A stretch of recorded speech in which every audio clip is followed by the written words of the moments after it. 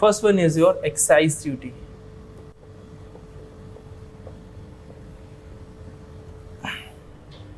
Have you ever heard about this type of tax?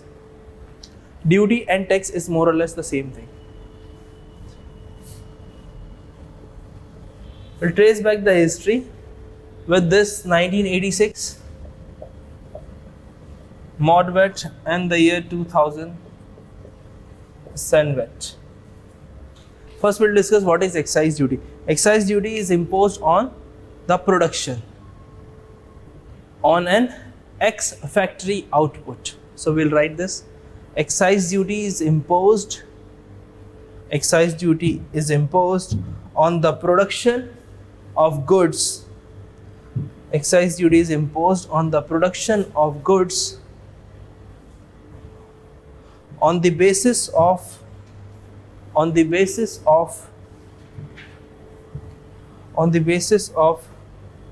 X factory output. On the basis of X factory output. On the basis of X factory output. X factory output means before leaving the premises of factory, excise duty is imposed on that. So you write in other words, excise duty imposed on goods is imposed on goods before leaving the factory premises. Before leaving the factory premises.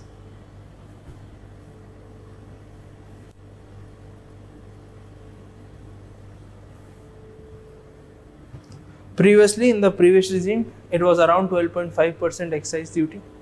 So we will not write the rates, we will just discuss the concept.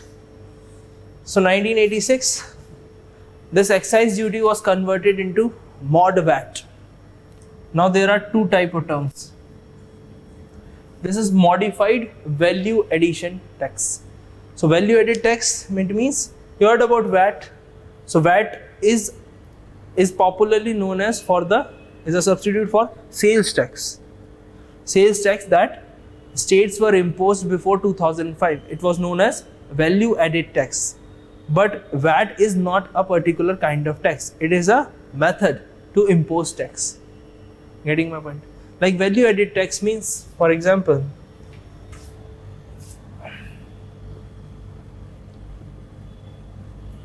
if you are making some kind of cakes, what are the raw materials required? Wheat, then bread, yes, anyone? Sugar, finally cream, and final product, cake. So whatever the value addition done by each production process. So suppose you have purchased wheat for 10 rupees. Then in making the process from wheat to bread, it will take you extra 15 rupees. So we'll add 15 rupees and final tally comes out as 25. Again, suppose sugar of 5 rupees. So plus 5, this is 30. Then again, suppose this cost around 50 rupees. So this is 80. This is how you are adding the value to the particular raw material. And final product of cake may be cost around 100. So final price is 180. So this is the process of value addition. It means on every stage you are adding some kind of value. Getting my point? Now if government wants to impose tax, that is excise duty, of 12.5%, this was the real percentage terms before GST. For our example purpose, we are taking simple 10% is the excise duty. So whenever you will impose 10% excise duty on rupees 180, it will come out as 18 rupees and the final price is 198. So in the market you have to pay 198 for this cake. But if you see that we have imposed 18% flat on the final price, there are cascading effect of tax. Cascading effect of tax means multiple imposition of tax on the different stages. Now for example, this method value added tax, it means the tax is imposed on the value addition. So what are the value addition? These are the value addition. So if you added these values, it means if you are adding 15 rupees, so 10% of this 10 comes out as 1. 10% of this 15, 1.5, 10% of 5, 50 and 100 as follows. If you do a total, it will come out as less than 18 rupees. Getting my point? If you calculate this, so for example, in modified VAT, before that we were imposing excise duty as a flat rate, flat 12.5%. And after applying excise duty, you are also imposing sales tax, service tax, etc. So maybe it will cost around 250, because 198 is the tax imposed ex factory output. So before leaving the premises, cake cost around 198. Suppose you impose sales tax of 10% again. So 10% of 198 or maybe 200 is 20 rupees, 19 rupees, 20 rupees. So it is around 220. Then service tax of around 10%, you can understand. So 220 ka 10% is 22. So final cost will be around 242. So are you getting my point? It means we are imposing tax on tax. That's what we call cascading effect.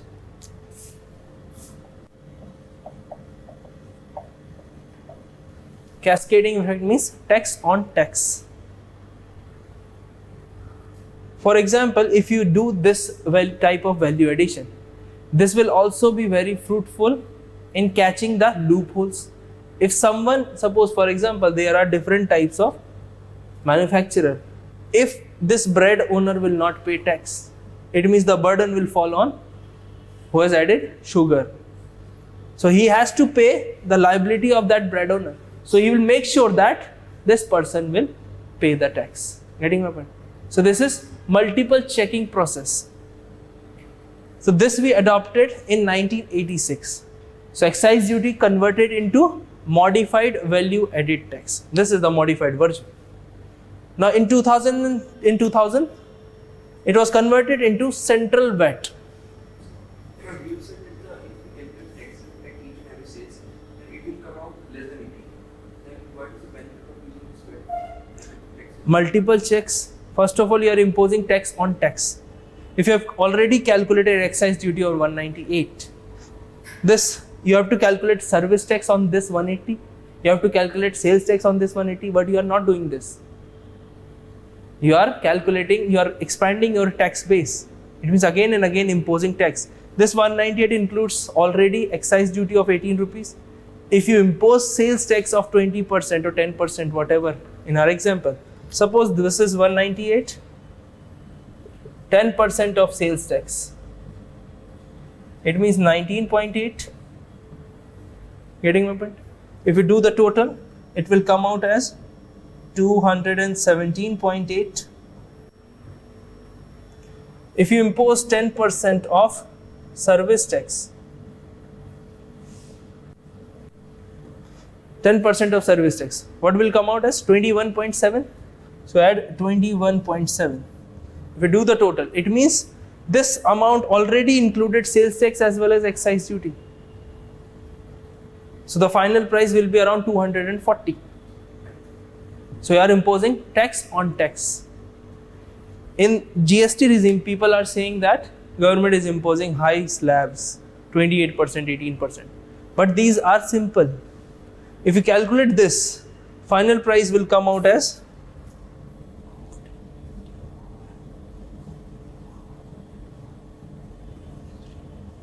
239.5, almost 240. Tax amount 240 minus 180. How much? 60 rupees. If you calculate the in percentage terms of this 60 rupees, कितना आएगा?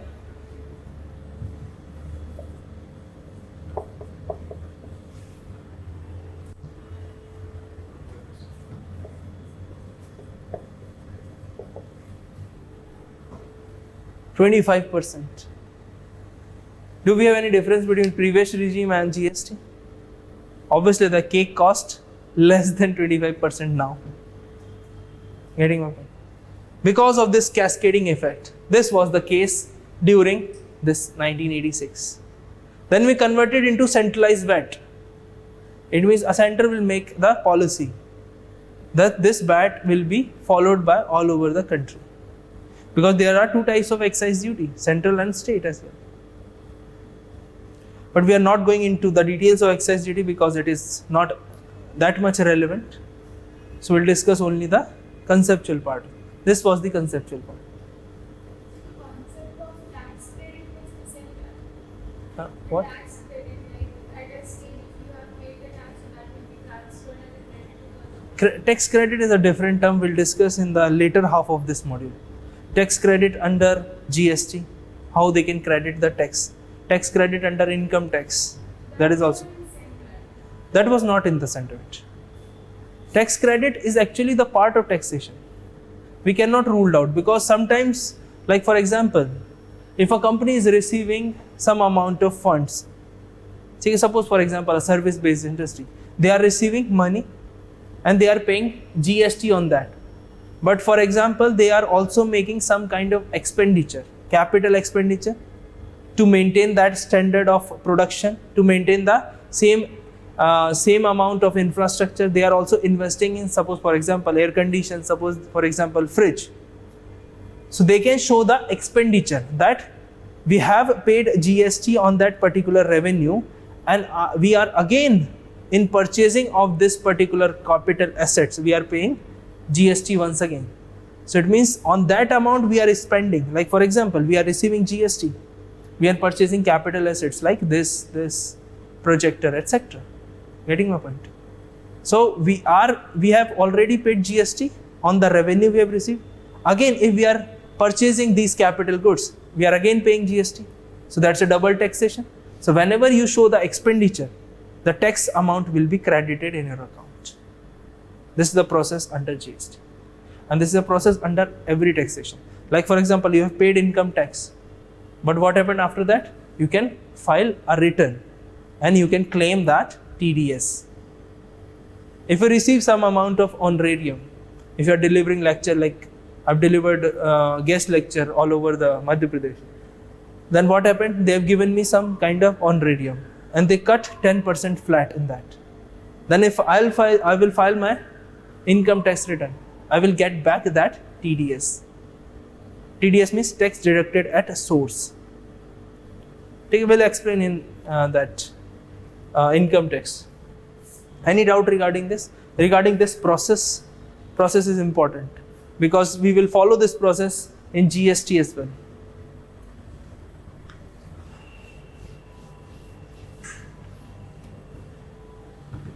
So we write few points. So before when you were adding tax, what was the method? Like before this Flat method, flat 12.5%. Not on value addition. cake. That on cake, flat. So actually, if you are calculating 10 rupees, then we have added the value of 15. So it means total 25. So they have imposed 10% excise duty on wheat, 1 rupees, 10% again on 25. So that is 2.5. Then 10% again on the final value, 25, that 5 added 30 rupees. So again 3 rupees. So getting my point? On every stage, we are adding more and more. Actually, we have imposed already tax on wheat and sugar, etc. Then why there is a requirement to impose again the same 10% on the total value? That was the problem. Tax on tax on tax. So we'll write some. ये लिख लिया था आपने? नहीं लिखा था, चलो कोई नहीं, मेरे को याद है, आपको भी याद है, लिखते हैं.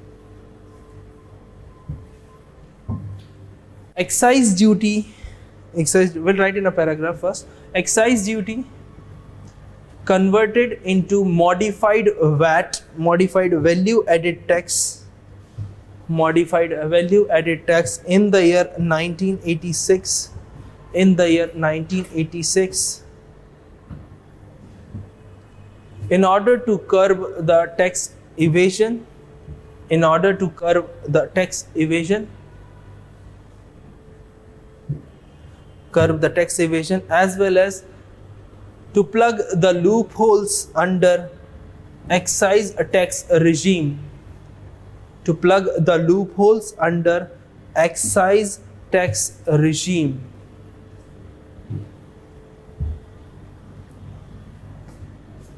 Full stop. Later in the year 2000,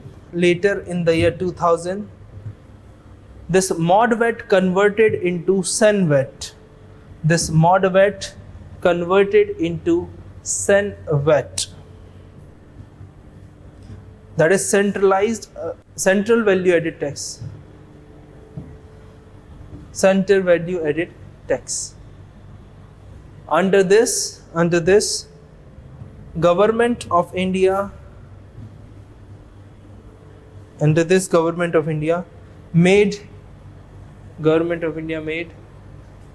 important changes regarding the uniformity of excise duty, regarding the uniformity of excise duty throughout the country. Excise duty throughout the country.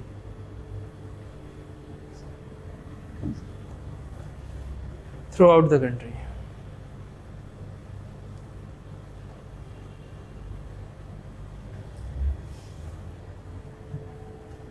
First up,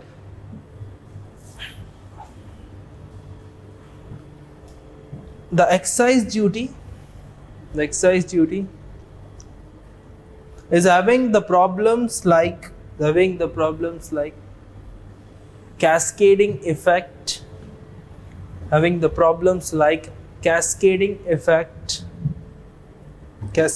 effect, that is tax on tax,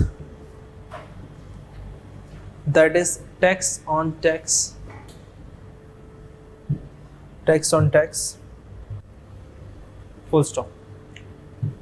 Now next paragraph we'll write that example. If we take the example of a bakery,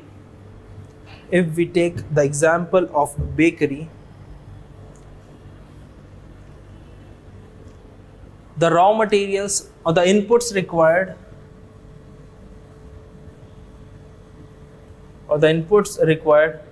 you write one by one. Number one is wheat. Second, we have taken bread. Third one, we have taken sugar. Fourth one, cream.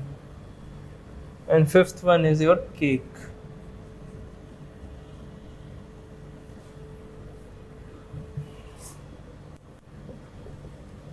One by have you written this? So 10 plus we added 15, then we added 5, then we added 50, then we added 100. This comes out as 10, this comes out as 25, this comes out as 30, 80 and 180. Right, like this. And this is the tax amount.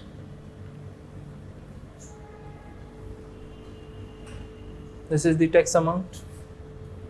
So 10% is your excise duty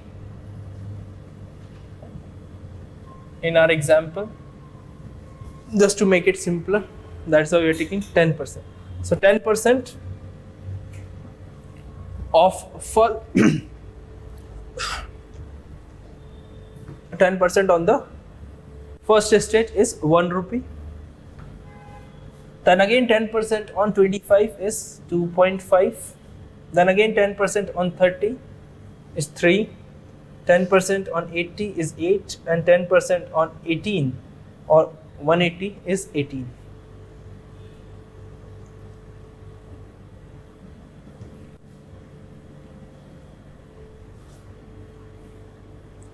Now we compare with the current regime of GST.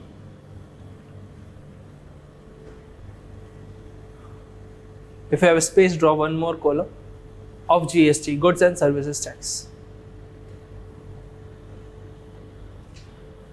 Will impose tax not on a flat value addition, but on the stage by stage added value by the particular manufacturer. So if GST rate is also 10%, then we'll impose GST on value addition. So on the first stage, tax amount will remain same. On the second stage, it is 1.5. On the third stage, yes please, 0.5.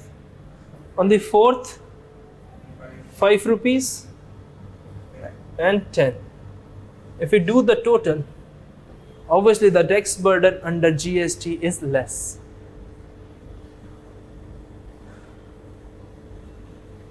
So do the total, 26, 29, 30, yes, 32.5, here 15, 2, 17 and 18.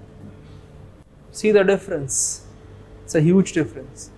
And this is just the simple example of a 5 stage of production. Can you imagine the production process that takes around 50 to 100 value addition? Now you can imagine the burden of tax. This is how we compare. If you understand this flowchart, you understand GST. This is how GST is applicable. So GST is also related to value added tax. Hmm. Like earlier also we are calling them segmented model. Then why are they taking why? This is the excise duty regime, and this is the GST regime on the basis of value addition taxes. Yeah. But after that we are imposing what? Sales tax. After that we are imposing service tax as well.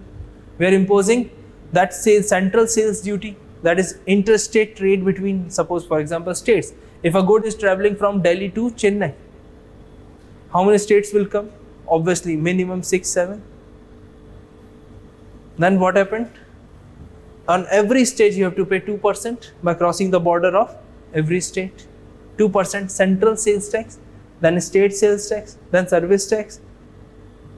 That is class this 32.5 cannot where? Yeah. No, because it is imposed on directly on the final value.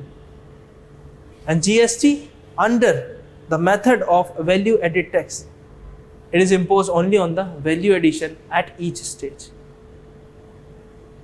What is your doubt? Senvet process is this. Before we adopting the value added method, this was the process. But what happened if you impose 18% on 180? This is not the final value of the cake. Final value is after imposing sales tax, central sales tax and the n number of taxes. Service tax also. If you are transporting cake from one place to another, they will take some charge. Because GST is the only, it subsumes all the indirect taxes. That is the benefit. Because already if you are imposing 32.5%, then you impose sales, then you impose service tax. After adoption of MODBET and SENVET, if you impose 18 rupees, but again there are other taxes also. But in GST, 198 is the final value. If cake owner obviously will add some profit margin, so it will cost around 210, 220. But obviously it is any day less than 240 rupees. So this is the benefit. In GST, we will study the provision of input tax credit. Input tax credit. Although government has declared that input tax credit is not available in the restaurant industry. That is why they have decreased the GST rate from 18% on AC restaurant and 12% on non-AC restaurant to 5%. Okay. If you are having any meal in your restaurant, you have to pay only 5% GST. Previously, you remember, before 15th November 2017, what was the case? On AC restaurant, government is imposing 18% and on non-AC 12%. And we are saying one tax, one nation. One restaurant in over. And talking about 5-star hotel, 28%. Getting my point? Have you drawn this? Do I need to dictate explanation of this? I think this is enough.